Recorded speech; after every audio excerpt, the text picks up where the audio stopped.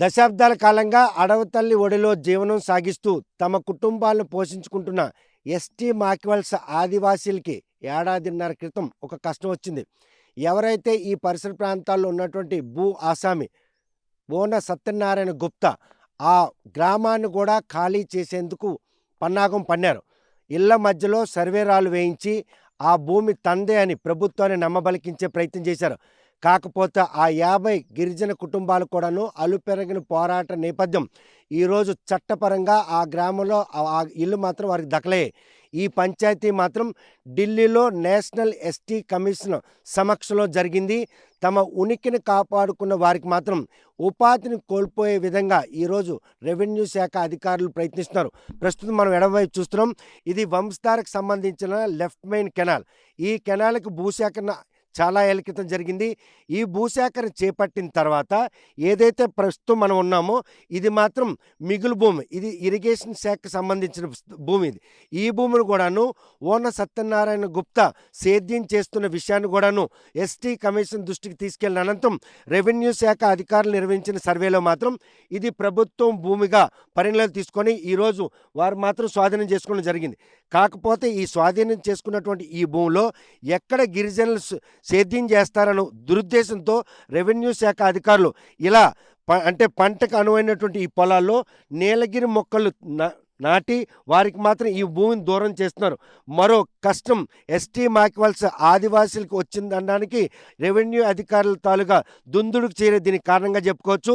Irrigation శాఖకు సంబంధించినట్టు భూమిని ఏదైతే అంటే చోద్యం చేస్తూ సేద్యం చేసినట్టు ఓన సత్యనారాయణ గుప్త సేద్యం చేసినప్పుడు ఎటువంటి చర్యలు చేపట్టిన రెవెన్యూ శాఖ అధికారులు ఈరోజు ఇది ప్రభుత్వం భూమిగా తేలిన తర్వాత మాత్రం ఇలా దాన్ని వారికి స్వాధీనం చేసుకోవడం, ఆదివాసీలకు దూరం చేసిన ఈ పరిణామాలన్నీ కూడాను ఎస్టీ మాక్వెల్స్ పంచాయతీ మరోసారి ఢిల్లీకి చేరే పరిణామాలు మాత్రం స్పష్టంగా కనిపిస్తున్నాయి. గ్రామాన్ని కాపాడుకున్నాం, పోరాటం చేశాం, మళ్ళీ ఉపాధి పొందుతామన్నటువంటి ధీమాన్ని మాత్రం ఈరోజు రెవెన్యూ శాఖ అధికారులు తమలో భయాన్ని నెలకొనే విధంగా ఇలాగ ప్రభుత్వ భూముల్లో మాత్రం నీలగిరి మొక్కలు నాటుతున్నారు.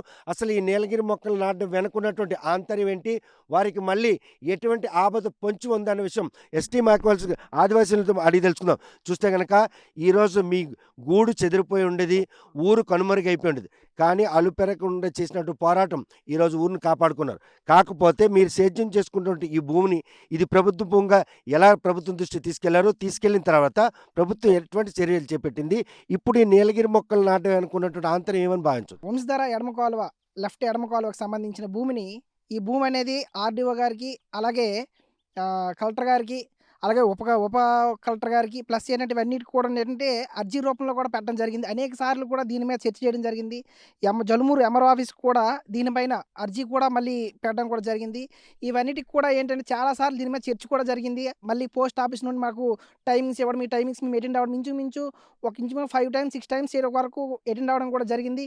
ఈ అటెండ్ కారణంగా ఏంటంటే ఆర్డీఓ ఆఫీస్లో కూడా మేమందరం కూడా దీని మీద చర్చ జరిగితే ఏ రికార్డ్స్ ఏంటనేది ఇంతవరకు కూడా అలుపెరగం పోరాటం చేస్తామని అందరికీ తెలిసిన విషయమే. ఈ మారుమూల గ్రామం అనేది ఢిల్లీ వరకు కూడా వినిపించడం జరిగింది.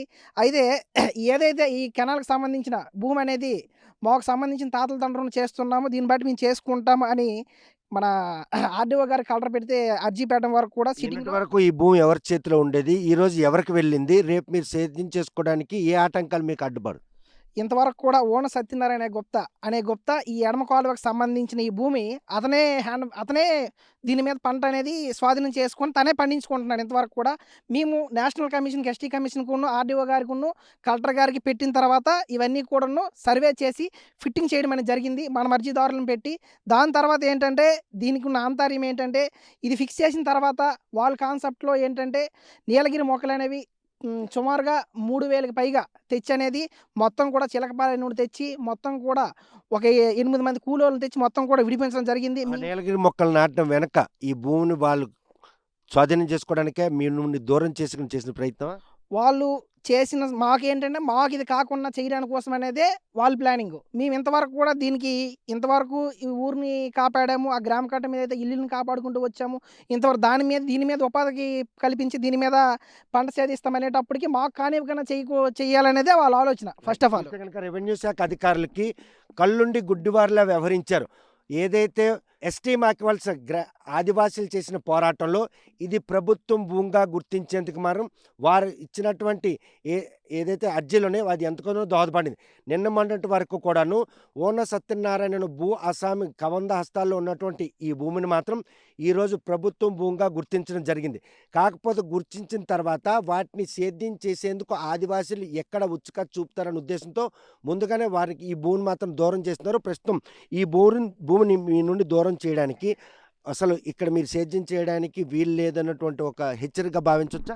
ఇది అంటే మాకు రైతులు భూమిని చేసుకోకుండా అది హెచ్చరికే అనుకుంటున్నాం మేము. కానీ ప్రభుత్వం వారు తమ హృదయంతో ఆలోచించి మా గిరిజన పేద ప్రజలకు న్యాయం చేస్తారని మేము నమ్ముతున్నాము. కానీ వాళ్ళు మాత్రం స్థానిక ఏ నాయకులు ఒత్తిడికి లొంగకుండా రెవెన్యూ శాఖ వాళ్ళు మాకు న్యాయం చేయాలని మేము కానీ కోరుకుంటున్నాం. ఇక్కడ ఒక ప్రభుత్వం భూ ఉందన్న విషయాన్ని తెలియపరిచిందే మీరు. ఎట్టకేళ్ళ కళ్ళు తెరిచింది రెవెన్యూ శాఖ. మరి ఆ భూమిని మీరు సేద్యం చేసుకుంటే వారికి వచ్చిన ఆటంకం ఏంటి? మరి వాళ్ళకి వచ్చిన ఆటంకం ఏంటో కానీ మరి మాకు తెలియదు. కానీ మాకు న్యాయం చేయాలనే మేము మాత్రం ప్రాధాయపడుతున్నాము. మరి ప్రభుత్వము ఆ రెవెన్యూ శాఖ వాళ్ళు న్యాయం చేస్తారని మేము నమ్ముతున్నాం. దశాబ్దాల కాలంగా ఒక అస్సామి కబంధాస్తాల్లో భూమిని మాత్రం ఇది ప్రభుత్వ భూమిగా పరిగణనలు తీసుకోవాలని చెప్పి పెట్టినటువంటి అర్జీల నేపథ్యంలోనే ఈ భూమిని ఐడెంటిఫై చేయడం జరిగింది. ఎడం కాలువకు సంబంధించిన భూసేకరణలో ఉన్నటువంటి భూమిని ఆయన సేద్యం చేసుకున్నప్పుడు మాత్రం రెవెన్యూ శాఖ అధికారులు ఎవరు కూడా ఇటువైపు చూడలేదు. ఈరోజు ఇది ప్రభుత్వం భూమిని నిర్ధారించిన తర్వాత నీలగిరి మొక్కలు నాటి ఆ భూమిని మాత్రం వారికి దూరం చేస్తున్నారు.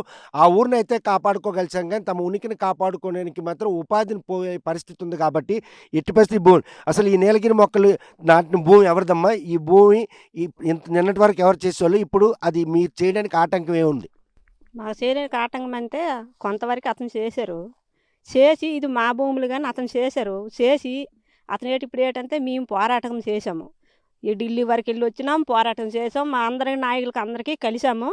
కలిసిన తర్వాత ఈ భూమి మాకు వచ్చింది అనేసి వీళ్ళకి అవనివ్వకంటే చేసి ఈ గోవింద్ గారు అనమాట ఆ భూమి అంటే వీళ్ళకి ఎలాగో ఆటంకం చేసి ఇది ఎలాగోలాగా వాళ్ళకి కానివ్వకుండా చేద్దామని నీలగిరి మొక్కలు నాటిస్తారు. ఈ నీలగిరి మొక్కలు నాటడం వెనక ఇక్కడ మీరు తాతల తండ్రుల నుండి ఉన్నారు, పంటలు పండించుకున్నారు. కానీ ఎవరైతే సత్యనారాయణ గుప్తున్నాడో ఆయన చేసినప్పుడు అధికారులు ఇటువైపు కళ్ళెత్తి చూడలేదు. ఈరోజు చూడలేదు, అంతవరకు అవులు కళ్ళేసి చూడలేదు. అతను ఎప్పుడో తాతల తండ్రుల కంచి పండించుకొని తిన్నారు. అతను తినేసిన తర్వాత ఇప్పుడు మేము పోరాటం చేసి మా చేతికి మాది వచ్చింది అన్నప్పటికీ అతను ఏడు చేస్తాండ్రు వీళ్ళకి కానివ్వకంట అతను అన్నమాట తీసుకులావుకోవాలని చూస్తాండ్రు. ఏమి ఇప్పుడు ఈ మధ్యనే మేము పోరాటం చేసినలోనే ఇప్పుడు నీలగిరి మొక్కలు పడాలా? మొత్తం కొత్త బ్యారేజ్ చొరలింగ్ అవంతా ఉంది. అదంతా మొత్తం ఉడమని తర్వాత ఇది వదులుతాం. అంతవరకు మేము వదలు మా భూమి ఇది. మా భూములు మేము పండించి కొంతమంది మేము అప్పుడు కంచి పోరాటం చేస్తాం. తాతల తండ్రులు కంచి పోరాటం చేయనారు. ఎవరికి ఇది కానివ్వకుండా చేయనారు. ఇప్పుడేం కానివ్వకుండా చేస్తాండ్రు. అతనికి మేమేం అడ్డు చేస్తామో అతను మాకెందుకు అడ్డు తగులుతాండ్రు? మేమేం అన్యాయం చేసామో పేదోళ్ళలాగా చూడాలి. నీకు ధర్మం న్యాయం ఉంటే మాకు మాట్లాడు. అమ్మ ఎందుకు అతను వాళ్ళ భూములు వాళ్ళకి ఇచ్చండి అని వాడికి దమ్ము ధైర్యం ఉంటే అతను చెప్పమను. అంతేగాని మేము పోరాటం చేసిన అందులోనూ అతను ఎందుకు మాకు పోటీ తగలాలా? మేము బతకడానికి అతనికి ఇష్టం లేదా? అది మా ఊరననే చాటుకొని చెప్తారు. మొన్న అవన్నీ చెప్పారు. మాయకవలస అంతే ఎస్టీ మాయకవలస మా చుట్టాలు మా బంధువులు మాకు చాలా వాళ్ళకి మాకు బందరకం ఉందని అన్నారు.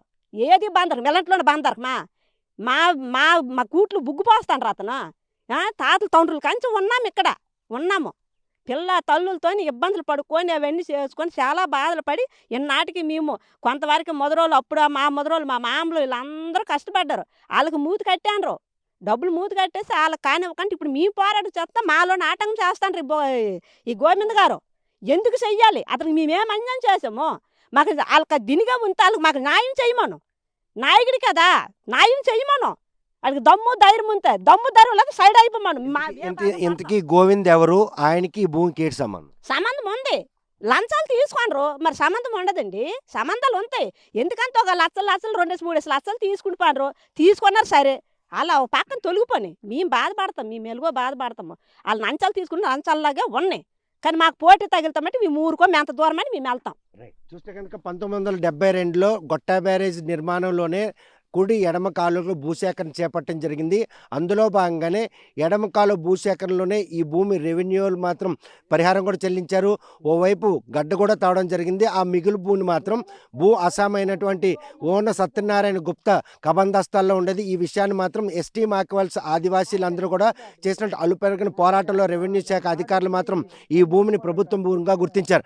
కాకపోతే కేవలం ఎస్టీ మాకివల్స్ గ్రామ సమీపంలో ఉన్న కాలువ పక్కన ఉన్న భూమిలోనే నీలగిరి మొక్కలు నాటుతున్నటువంటి రెవెన్యూ శాఖ అధికారులు ఏదైతే భూసేకరణ అంటే గొట్టా బ్యారేజ్ నుండి అటు పలాస సోంపేట వరకు కూడా వెళ్ళినటువంటి ఈ ఏదైతే ఈ గడ్డ ఉందో దానికి సంబంధించి ఇరువైపుల ఉన్న భూముల్లో కూడా నీలగిరి మొక్కలు నాటాలని కూడా వారు సూచన చేస్తున్నారు. ఇందులో మాత్రం ఒక రాజకీయ నాయకుల తాలూకా బంధువుల అండదండలతోనే ఈరోజు తమను మాత్రం ఇటువంటి అంటే సేద్యం లేకుండా చేస్తున్నారని ఆరోపిస్తున్నారు. చూస్తే కనుక ఇప్పుడు ఈ నీలగిరి మొక్కలు నాటారు కదా, ఈ నాటకు ముందు ఈ భూమి ఎవరికి ఉండేది, ఇప్పుడు నాటినప్పటికీ మీరు మళ్ళీ భూమి మీదకి వచ్చే పరిస్థితి లేదా?